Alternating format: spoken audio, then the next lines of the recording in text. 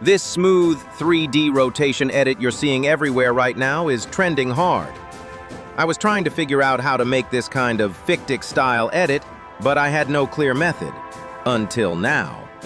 By the way, full credit goes to 𝗀𝗁 Edition, because the prompt used in this video is his. I'm just sharing it with you so you don't have to struggle.